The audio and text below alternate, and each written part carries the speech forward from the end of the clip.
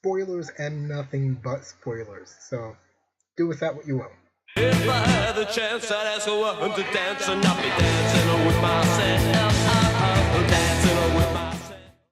How's it going, everybody? Thanks for tuning in to Wildcard Productions. This is the first ever episode of the Amazing Wildcard Show.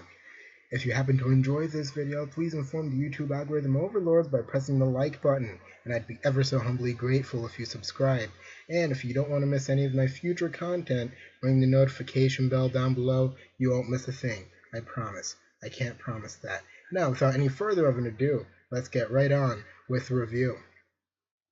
It's been 8 years since the fateful day Peter Parker got bit by a radioactive spider, got his uncle shot, and became Spider-Man. But on this fateful morning, he's woken up by an alert on his phone letting him know that the NYPD is at Fisk Tower getting ready to take down the infamous Kingpin after 8 long years. So Peter does what any responsible superhero would. Tosses on his suit without even so much as swiping on a stick of deodorant, thinks about maybe paying his bills, but then he says nah, and then he jumps right on into the fray. So remember, kids, next time you want to skip personal hygiene and adult responsibility, tell your parents it's okay because Spidey said so. Only peasants need concern themselves with BO, plaque build-up, and just generally having a place to live. After a pretty grueling boss battle, Spidey finally succeeds in taking down the Kingpin after 8 long years and watches with glee as he gets hauled off to prison. I feel like I should celebrate. No time, you're late for work! Peter is a lab assistant at Octavius Industries, owned and run by Dr. Otto Octavius. Otto is researching cutting-edge prosthetic technology for amputees, with results that are... how do I put this? Hold on! Less than ideal. After that little debacle, Peter heads on over to the feast shelter, run by Martin Lee, and he helps throw a surprise party for Aunt May, one that she absolutely totally deserves because she is an absolutely wonderful human being. Go on ahead, Auntie, you do your thing, we all love you. Mwah! After that, Peter has his first encounter with a gang called the Demons, run by Mr. Negative, aka Martin Lee. I know, crazy, right? They're looking for information on something called Devil's Breath, which we'll later find out is a bioweapon accidentally created by Oscorp in an attempt to create a cure-all for genetic diseases, because irony has a sixth sense of humor. This is also the first time Peter and MJ have bumped into each other in 6 months because for some reason they broke up, they never quite say, which makes things a little bit awkward between the two of them right now. Hey, you remember this scene? Hold on! Well, this isn't the first time Otto has broken a few safety protocols, and the mayor, aka Norman Osborn, decides to step in and do something about it.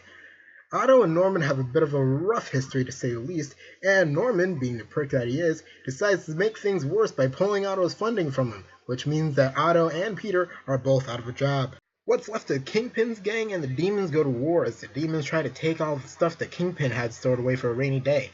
Meanwhile, Peter meets up with a cop named Jefferson Davis who has a son named Miles Morales. Hey, Miles Morales is in this game!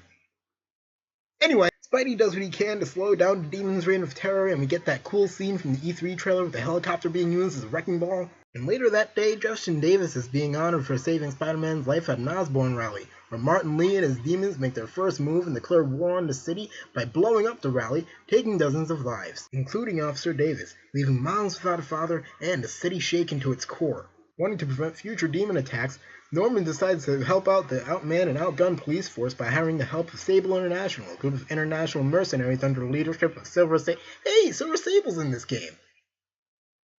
Anyway, while all that's going down, Otto decides to call in every last possible favor he can so he can continue his work into prosthetics, with much better results than he did last time. But with this good news, we also get some bad news. Otto has something called a neurodegenerative disorder, which means that his mind is going to work fine, but his muscles are fading, fast. Peter promises to stick by Otto's side and keep on researching these prosthetics together, because of course he does. That's what friends do. Then the game literally hits us over the head with a reminder that Miles Morales is in this game. I got it. Oh, The bad news train doesn't stop there though, because Dr. Morgan Michaels, one of the founding creators of Devil's Breath, has just become a target for Martin Lee. Martin wants to use Devil's Breath as a weapon against New York in his crazy revenge scheme on Norman Osborn. This leads to a pretty cool chase scene with missiles and APC and Mr. Negative and Spider-Man going toe-to-toe for the first time, but eventually Mr. Negative escapes, taking Devil's Breath with him. And as if our webhead doesn't feel bad enough about himself already, we get a not-so-friendly reminder that Silver Sable's in this game. Spidey and Mary Jane end up tracking Mr. Negative's movements to Grand Central Station, where Mr. Negative takes a bunch of hostages and tries to make Norman Osborn release Devil's Breath himself. His plan fails and he loses a boss battle in the subway, and then he gets hauled right on off to a raft. Meanwhile, Otto's been working like a man possessed, researching the full potential of his prosthetics research. He shows off a little bit to Peter about all the progress that he's made, but Peter has his reservations. The technology is still heavily flawed, and Peter tries to warn him of the dangers to his brain if Otto keeps on using the tech like this, but Otto won't hear it. Peter eventually talks him down though, and Otto promises to stop using the arms and take a break from his research so he can perfect the technology so as to not damage his brain. Then he immediately starts using the arms again as soon as Peter leaves. Otto freaks out when he sees Norman on the TV, and now I'm starting to think that the good doctor might not be so good anymore. Then Devil's Breath gets stolen again, and a riot breaks out at Rikers Island. So Spider-Man goes to take care of that, and we get this awesome shot.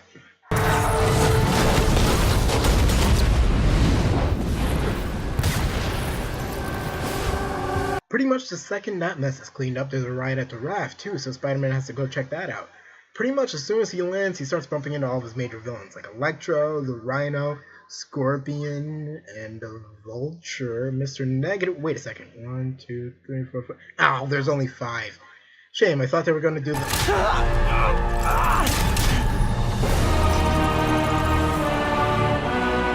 I don't know! With Dr. Octopus on board now, Earth 1048 has their first ever version of the Sinister Six fully assembled and in effect. All the villains head off into the city while Otto personally takes Devil's Breath over to Times Square so he can release it onto an unsuspecting public. The city goes into a state of martial law under quarantine, and we find out that Aunt May is infected with Devil's Breath because of course she is. She is always getting sick. Why is she so old? Spidey clips Vulture's wings, grounds Electro, dispatches Rhino and Scorpion just as easily, leaving Mr. Negative and Dr. Octopus on the board. MJ decides to investigate Norman's penthouse suite to find out where the Devil's Breath cure is being produced, and she finds a bunch of sequel bait while she's there, but she also discovers the Martin Lee's hidden past. Norman experimented on Martin when he was just a kid. It's what gave him his powers in the first place, and when his powers surfaced, it created an explosion that accidentally killed Martin's parents. And among those present, Otto Octavius. That's what created the divide between him and Osborn all those years ago. What have you done? This whole time, Martin's been trying to avenge his parents by killing Osborn. In the meantime, Martin's already tracked down the Devil's Breath cure and Osborn and heads over to Oscorp headquarters to get them both. And don't you forget that Silver Sable's in this game. Why shouldn't I kill you? Because I'm Spider-Man! Well, when you put it that way. Martin takes the Devil's Breath cure and then tries to kill Osborn. Spider-Man stops him and tries to convince Martin that he doesn't need to let the darkness of revenge consume him, but Martin decides, nah, let's have a boss battle. But not even his energy monsters can beat Spider-Man, and he ends up taking the anti-serum from Martin. Only to have Dr. Octopus take it back from him after beating the ever-loving crap out of him. Otto kidnaps Norman, and a beating that bad is enough to make Silver Sable grow a heart, so she decides to help Spider-Man recover from his wounds at the Feast Shelter, only to abandon him moments later. I must leave New York. Recent events. Pause.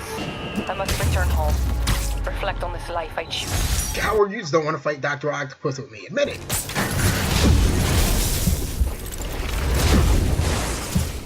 Yikes! Speaking of fighting Dr. Octopus, Peter finds out that Aunt May is sick, so he heads off to the lab, builds a rockin' new suit, saves Norman Osborn from falling to his death, and heads off to fight Dr. Octopus. Otto reveals that he knows that Peter Parker and Spider-Man are both one and the same, and they continue with the most grueling and heart-wrenching boss battle in the entire game. Peter finally gets his hands on the anti-serum. Otto comes back to his senses just a little bit too late though, and Peter is forced to abandon his once great friend and mentor as he screams for mercy behind him, and this is the point where I find out that this game is trying really hard to make me cry, and they almost do when they actually have the guts to kill off Aunt May. She's actually dead this time. R.I.P. Parker family. The Devil's Breath cure is created and dispersed to the city, Otto is thrown in jail, Peter and MJ kiss and make up, Miles has spider powers now, and Harry Osborn might be Venom. The end. Now this game has its pros and cons just like any other, so I'm starting with cons. Cons number 1, Mary Jane Watson. This is not Mary Jane Watson. This is Mary Jane Watson. She's a fun-loving party girl who likes to live life in the fast lane, she's a source of huge emotional support for all of her friends, and she's a 10 out of 10 supermodel/actress who Peter Parker should have never stood a chance with, but they got married anyway because screw reality. This is Chloe from across the street. You've effectively created a brand new character with the same name as Mary Jane Watson, but with none of the defining character traits. And the only reason you did it was because you didn't want her falling into the damsel in distress camp again. But that's not even such a bad camp to be in. April O'Neil and Princess Peach host poker games every weekend. You could have done this with Gwen Stacy and it would have worked much better. Speaking of which, cons number 2. There's no Gwen Stacy. The life and death of Gwen Stacy feel like really important parts of Peter Parker's life and the Spider-Man mythos to leave out.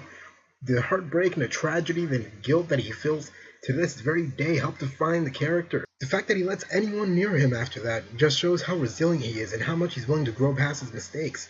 Because of that, leaving Gwen Stacy out of any Spider-Man story just feels like a huge step back. Number 3, the lore is all over the place. So let me get this straight. It's been 8 years since Peter Parker got bit by the spider, but he's only just now meeting up with the Sinister Six. There is no Green Goblin, and Dr. Octopus is only just now showing up. What's the deal with any of this? And does Norman really have to be the mayor of New York for the story to work? I don't think so. He's still a rich and powerful CEO with a lot of political and social pull. He's still a lying manipulator, and he still owns a lot of New York, which gives Martin and Otto plenty of reason to still hate him. So I don't get it. Maybe I'm just impossible to please, but I don't get a lot of the changes that they made. Number 4, the Mary Jane and Miles stealth missions. Do you like this Spider-Man game? You do? You like really feeling like you are Spider-Man? You do? Great. Let's bring that experience to a screeching halt by making you play as 2 people who have no superpowers or special skills. Terrorist attack. Well, when you say it like that, how would you say it? Okay, stay calm. I gotta distract him.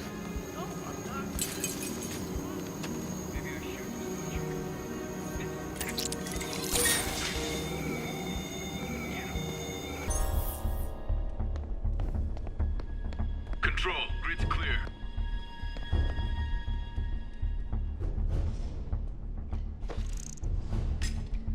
Huh? Who's there? A fun action adventure. I don't even really like these scenes really need to be there anyway, because they just get summed up in a cutscene anyway, so what's the point? I'll tell you. To bore you to the point of gouging your eyes out. Alright, let's talk about the rest of the game now, aka the stuff I actually liked. Number 1, web swinging. Web swinging is definitely the coolest thing you'll ever do in the history of any video game ever. It's cool, it's slick, it's stylish, you never have to move the same way through the city twice in a row, you never have to repeat your movements. It's amazing. You can dive bomb off skyscrapers, you can run up walls, you can web zip through the air like a torpedo.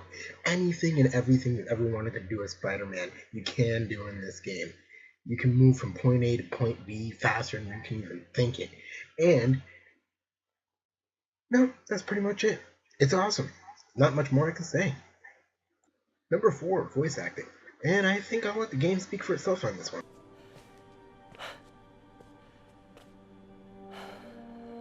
We did the impossible, Doc. But now I have to destroy it. Tell them what you did. I never. Everything you have is built on lies! Lies! This won't bring your parents back. Why do you insist on trying to save this piece of scum? I'm trying to save you, Martin. Don't let revenge win. Fight it! Peter, I saw you as a son. I should have known you'd turn on me, just like all the others. Turn. I've worshipped you. Your mind, your conscience, wanting to help others. The way you never gave up. That's because men like us have a duty, a responsibility, to use our talents in the service of others. Even if they don't appreciate it, we have to do what's best for those beneath us, whether they understand it or not. No, you're wrong! You are everything I wanted to be! You just threw it away! Going camping? Oh, my new place isn't gonna be ready for about a week, so I'm gonna be crashing with Miles for the next few nights. Oh. You know, You can always stay at my place. Only if you want to. No, I mean, yes. I mean, no, I don't. I not want to, but meaning I do want to, but only if you do. Someone better be winning an Oscar for this game. Every word out of every character's mouth sounds genuine and sincere and from the heart and in the moment. Even the extras voicing the New York citizens are only on screen for a couple seconds sound invested. Everyone's giving a top-tier performance, and when they do, these characters really pop off the screen and they really feel alive. And when the characters feel alive, then the story is an immersive experience that you don't want to miss. Number 3, the graphics. This game looks absolutely amazing. Every detail and every pixel of this game has an immense amount of thought put into it. There is not a single scene that doesn't look absolutely beautiful. The cutscenes and the gameplay are nearly indistinguishable. It's a sight to behold. Number 4, combat. It's a bit tricky to master at first, but once you do, you become an unstoppable web-spinning machine of destruction. You can supplement your kicks and punches with environmental hazards, suit powers, and gadgets, and once you learn how to implement all those things into your own personal style of combat, mowing through bad guys will come second nature. I can go on and on about this game, but I think it's best that I end it here. There are some things that bugged me, but it ended up working out in the end as a whole. There are a lot of weird decisions that were made, but the good ended up outweighing the bad. And honestly, you can't get much more Spider-Man than that. So, my final thoughts. Solid 8 out of 10.